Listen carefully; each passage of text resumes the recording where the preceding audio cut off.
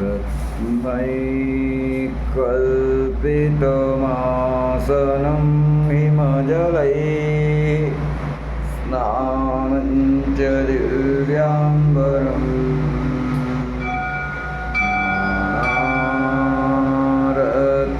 नानारत्नविभूषितं मृगमदा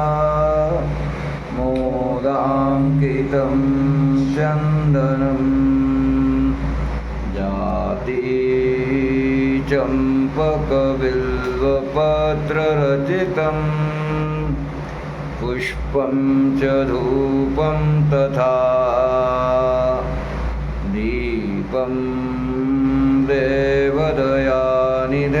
पशुपते रत्कल्पितं गृह्यताम् सौवर्णेन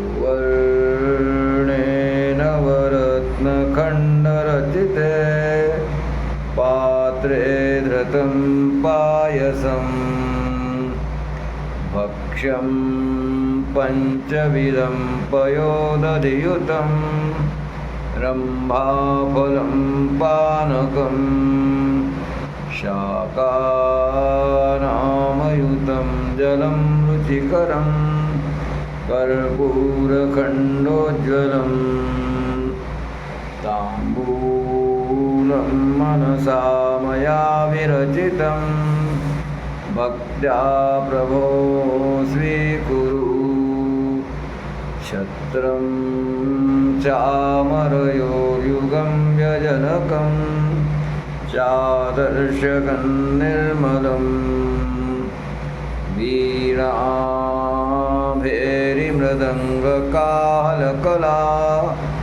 गीतं च नृत्यं तथा साष्टाङ्गं प्रणतिस्तुतिर्बहुविधा एतत्समस्तं मया सङ्कल्पेन समर्पितं तव विभो पूजां गृहाण प्रभो आत्मा त्वं गिरिजामतिस्सहचरा प्राणशरीरं गृहम् पूजा ते विषयोपभोगरचना निद्रा समाधिस्थितिः सञ्चारः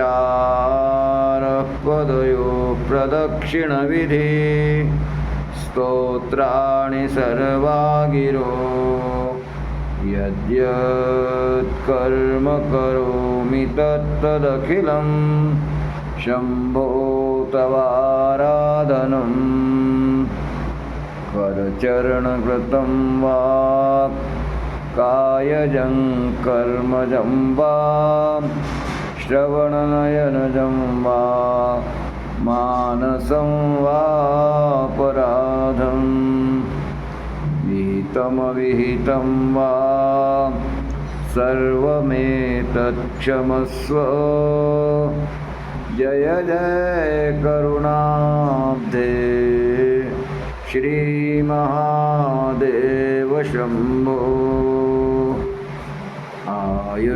आयुर्नश्यति पश्यतां प्रतिदिनं याति क्षयं यौवनं प्रत्यायान्ति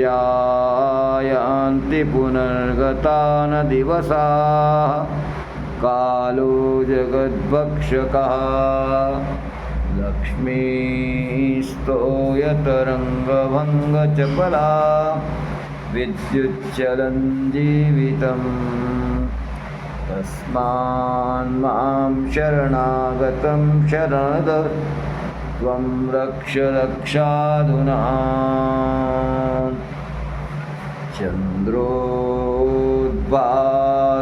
चन्द्रोद्भासितशेखरे स्मर हरे गंगाधरे शङ्करे सर्वैर्भूषितकण्ठकर्णविवरे नेत्रोत्तवैश्वानरे दन्तीत्वकृतसुन्दराम्बरधरे त्रैलोक्यसारे हरे मोक्षार्थं कुरु चित्तवृत्तिमखिलामन्यैस्तु किं कर्मभिः। ॐ